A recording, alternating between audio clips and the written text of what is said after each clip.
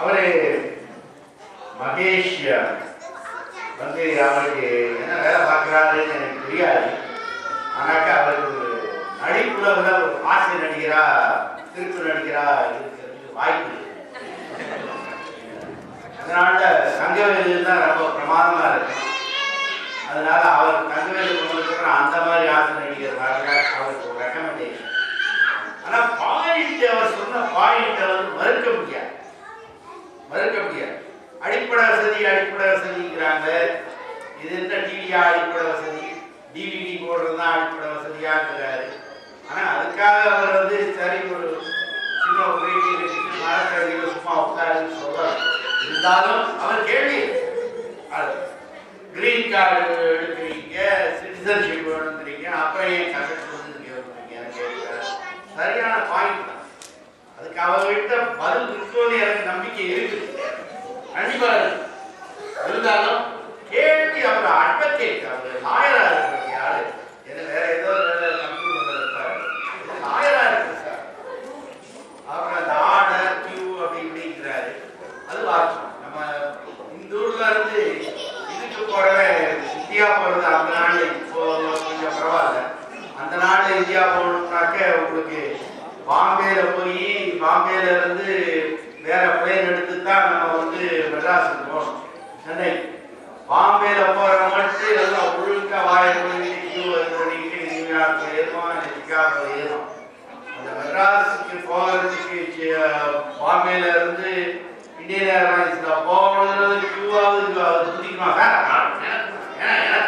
அப்படின்ட்டு ஆளுநருக்கு எழுதணும். அது இருக்குது. வேற சில விஷயங்கள் இருக்குது இந்தியாவில், அதனுடைய தமிழ்நாட்டில் நமக்கு இருக்கிறதுக்கு. அதை பற்றி எல்லாரும் இன்னும் சில பாயிண்ட்கள் சொல்லுவாங்கன்னு நினைக்கிறேன். நான் பாயிண்ட்டை சொல்லக்கூடாது, ஏன்னாக்கா அவங்க வந்து ஏற்கனவே கொடுத்து வரலாம். இப்போ நம்ம இவர் சிதம்பரம் ராமகிருஷ்ணன் அவர் வந்து எல்லா ஆர்கியூமெண்ட்டையும் ஒரே அடிச்சு ஒரு பெரிய அடிக்க போறார்.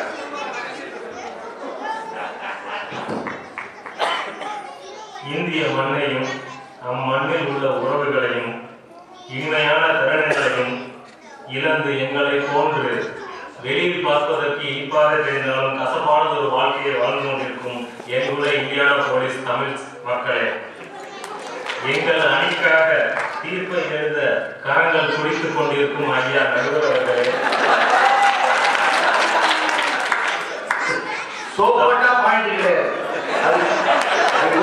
வாழும் வாழ்க்கை கசப்பானது என்று கூட தெரியாமல் உட்கார்ந்திருக்கும் என் எதிரணி மக்களே, உங்கள் அனைவருக்கும் என் மாலை வணக்கங்கள் மற்றும் பொங்கல் நல்வாழ்த்துக்கள். ஜெய் சொன்னாரு, சொந்த பந்தம்னா ரொம்ப கஷ்டமா இருக்கும். கேட்கறதுக்கே எனக்கு சிரிப்பா இருக்கு. மச்சான் வந்துட்டீங்களான்னு கூட வர்றது ரொம்ப கஷ்டமா இருக்கும். நீங்க பாத்தீங்கன்னா மச்சான் இல்ல, மாமா இல்ல, சித்தப்பா இல்ல, சித்தி இல்ல, நாத்தனா இல்ல, குழந்தையா இல்ல, மச்சினிச்சி இல்ல, யாருமே இல்ல. இல்லாம வீட்டுக்குள்ள நமக்கு தனிமையா இருக்கும். அப்படிலாம் இருக்கக்கூடாது அப்படின்றதுக்காக வருஷத்துக்கு 3 தடவை ஒரு ப்ரோக்ராம் வச்சு எல்லாரையும் மீட் பண்றோம். அப்புறம் எதுக்கு இங்க வந்தீங்க? எல்லா சொந்த பதவியும் பார்க்குற மாதிரி தானே இங்கே இருக்கும். அடுத்து பார்த்தீங்கன்னா மகேஷ் சொன்னார், மாடுகள் மேய்க்க மந்தவெளி இல்லையே. இதுல இருந்தே தெரியுது அவருக்கு மந்தவெளினா என்னன்னு உண்மையான அர்த்தம் தெரியல. அவர் மெட்ராஸ் மந்தவெளி போயிட்டாரு. ஏன்னா அமெரிக்காவிலே வாழ்ந்ததுனால அவருக்கு மந்தவெளினா புல் பசுமை நிறைந்த ஒரு இடம், மாடுகள் மேய்க்கிறதுக்கு கூட்டிட்டு போற இடம். அது வந்து மெட்ராஸ்ல மயிலாப்பூர் மந்தவெளி கிடையாது. ஜாதிகள் இல்லையடி பாப்பா அப்படின்னு சொல்லிட்டு விட்டுட்டு நம்ம இந்தியாவில தான் ஜாதிகள் இருக்கு அப்படின்னு மகேஷ் ஆணித்தரமா அடிச்சாரு. அமெரிக்காவில் வந்து ரேசிசம்னு ஒன்று இருக்கு. அதை பத்தி மகேஷ்க்கு தெரியுமா என்னன்னு தெரியாது. கொஞ்ச நாளைக்கு முன்னாடி தான் கருப்பினர்கள் வந்து சுதந்திரம் கிடைச்சது. ஒரு காலத்துல வெள்ளக்காரங்க ஆண்டாங்க, ஆனா இப்போ அது உள்டாவா நடந்துட்டு இருக்கு, உங்களுக்கே தெரியும். ஓகே, அதே மாதிரி புது டிவி வாங்குறோம், புது கார் வாங்குறோம், புது பங்களா வாங்குறோம், இதெல்லாம் சந்தோஷம் தரலையா அப்படின்னு எதிர்ப்பு சொல்றாங்க. சந்தோஷத்தை எப்படி சார் பகிர்ந்துக்கிறது?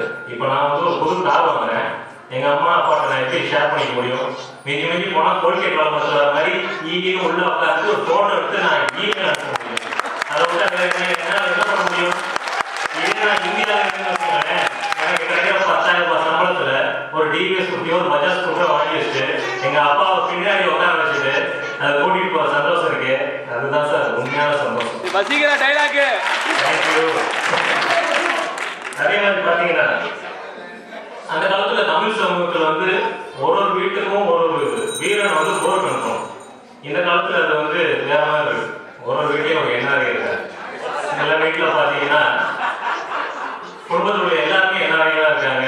ஸோ அங்கே உள்ள பெற்றோர்கள் வந்து ரொம்ப கஷ்டப்படுறாங்க. சரி, கஷ்டப்படுறாங்க பெற்றோர்கள். இவங்க என்ன பண்ணுவாங்க, நாங்களும் விசா வாங்கி கொடுத்து அவங்க வந்து அமெரிக்கா போட சொல்றோம் அப்படின்றாங்க. ஃபர்ஸ்ட் டைம் வரப்போ எல்லாருமே பயங்கர சந்தோஷமா இருப்பாங்க. என் பிள்ளைய பார்க்க போனேன், நான் அமெரிக்கா போறேன், அப்படி ஊர் ஃபுல்லா நம்ம கிடைப்பாங்க, இது பண்றேன் அப்படி இப்படின்னு பார்த்தா சென்னை இதில் பார்க்கலாம். அப்படியே வரிசையா பேக்கோட இருப்பாங்க. எல்லாம் என்ஆர்ஐ ஃபேமிலி குடும்பத்தை பார்க்க போறோம், அம்மா அப்பா. இப்போ பேக்குள்ள பார்த்தீங்கன்னா மிளகா பொடி, ரசப்பொடி, மஞ்சள் பொடி, அந்த பொடி, இந்த பொடி எல்லா பொடியும் இருக்கும். அவங்களுக்கு தெரியாது அமெரிக்கா போனா பொடி பொடியா இருக்கும். சரி, அங்கேதான் போறாங்க. ஃபர்ஸ்ட் எடுத்து அவங்களுக்கு ரொம்ப சந்தோஷமா இருக்கு. எல்லாமே வித்தியாசமா இருக்கும். ஆனா ரோடு புதுசா இருக்கு, பங்களா புதுசா இருக்கு, அது புதுசா இருக்கு, புதுசா இருக்கு வந்துருவாங்க. திருப்பி செகண்ட் டைம் ஒரு வருஷம் பையன் கூப்பிடுவான். இந்த காத்துல பலூன் பார்த்தீங்கன்னா அப்படி சுருங்கிடும் சார். கொஞ்ச நேரத்துக்கு அப்புறம் அது மாதிரி அவங்க மூஞ்சியெல்லாம் சுருங்கிடும். என்னடா இப்பதான் போனோம், திருப்பி போகணுமா, வேற வழி இல்லை. அங்கே போனா பேரன் பேத்தி மகன் மருமகன் எல்லாம் கூட இருக்கலாம். மற்றபடி சிறை வாழ்க்கை தான். வீட்டை விட்டு எங்கேயும் வெளியில போக முடியாது. ஒரு எமர்ஜென்சினா லைக் எங்கேயாவது நினைச்சா நம்ம ஊர்ல வெளில போகலாம். ஆட்டோ கைகட்டுனா ஆட்டோ வரும். இங்க பையனோட டிபெண்டன்ஸ் இல்லாம வேற எங்கேயுமே வெளில போக முடியாது. ரொம்ப கஷ்டம். இதே இந்தியா போனாங்க அப்படின்னா இந்தியாவில் வந்து மற்ற எல்லாமே கிடைக்கும். ஆனா தன்னோட பிள்ளைகள் தன்னோட பேரம்பேரிகள் யாருமே பார்க்க முடியாது. அது ஒரு கஷ்டம். இப்போ இவங்க சொல்றாங்க ஆடம்பரமா இருக்கோம், நல்லா சம்பாதிக்கணும், பொருள் சேர்க்கணும் அப்படின்றாங்க. இவங்க வந்து பொருள் சேர்க்கலங்க. இவங்க சரியான கண்டுபிடிச்சுங்க. பாத்தீங்கன்னா யாராவது பல்லு வலி வந்துச்சுன்னா நீங்க யாராவது போய் டாக்டர் பார்ப்பீங்கன்னு சொல்றீங்களா? பார்க்க மாட்டாங்க. போனீங்கன்னா சொத்தை வாங்கிக்கும். உங்க இன்சூரன்ஸ் போகவே உங்க சொத்து பாதி போயிடும். அதனால இப்படியே ஃப்ரீயா பார்த்துக்கலாம். ஏன்னா போய் இந்தியாவில் போய் பார்க்க முடியாது அப்படின்னா இல்லை 4 வருஷம் நீங்க அப்படி நான் இங்கே பார்த்துக்கிறேன். ஏன்னா நீங்க 600-700 ரூபாய் வரும் இன்சூரன்ஸ் போகவே. நீங்க அங்கே போனீங்கன்னா அதெல்லாம் 1000 ரூபாயிலே முடிச்சிடலாம். சரிங்களா? இப்போ கடைசியில் அவங்க சொல்ல முடிச்சுக்கிறேன். அந்த காலத்துல பாத்தீங்கன்னா 4 ஸ்டேஜ்ல போயிட்டாங்க லைஃப்ல. பிரம்மச்சரியம், இல்லறம், வானப்பிரஸ்தம், சன்னியாசம் அப்படின்னு. வானப்பிரஸ்தம் அப்படின்னா ஊர்ல உள்ள எல்லாரும் சேர்ந்து ஒரு ஃபேமிலி அப்பா அம்மாவை தனியா வந்து காட்டுக்கு அனுப்புவாங்க. அவங்க வந்து சொந்த பந்தங்கள் இல்லாம உற்றார்கள் இல்லாம அந்த காட்டுல வந்து தனியா வசிக்கணும். இப்போ உள்ள என்ஆர்ஐ குடும்பத்தில் உள்ள எல்லாருமே ஆல்மோஸ்ட் போஸ்ட் வானப்பிரஸ்தத்துல தான் வாழ்ந்துட்டு இருக்காங்க. இது வந்து இனின்னு சொல்லி அவங்க தான் பேசிட்டு இருக்காங்க. நடுவர் அவர்கள் வந்து எங்களுக்கு சாதகமான தீர்ப்பை வழங்குவார் என்று வாய்ப்புக்கு நன்றி கூறி விடைபெறுகிறேன். நன்றி.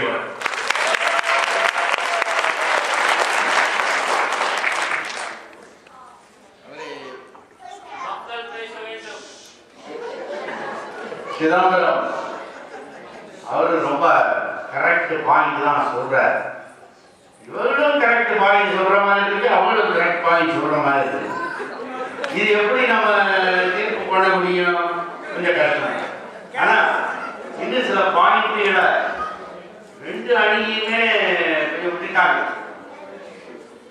நன்மைகள்ல பண சம்பாத்தியத்தை பத்தி சொன்னாரு, வேலை சுதந்திரம் பத்தி சொன்னாரு, அதெல்லாம் ரொம்ப இதுதான்.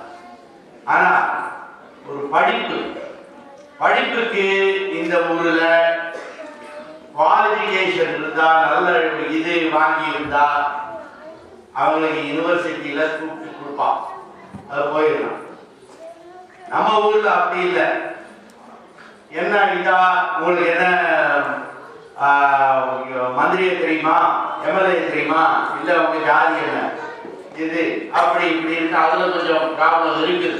அதை அவங்க கொஞ்சம் இன்னும் நல்லா சொல்லி இருக்கலாம். அது சொல்லல. தீமைகள் டீம் வந்து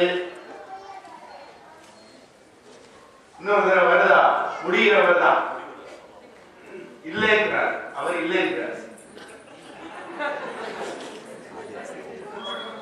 இருக்குதா? சரி, அப்ப அவங்கள சொல்ல விடுறேன். சரி சொல்லுங்க, நம்ம பாயிண்ட் எடுத்துறாதீங்க. சரி.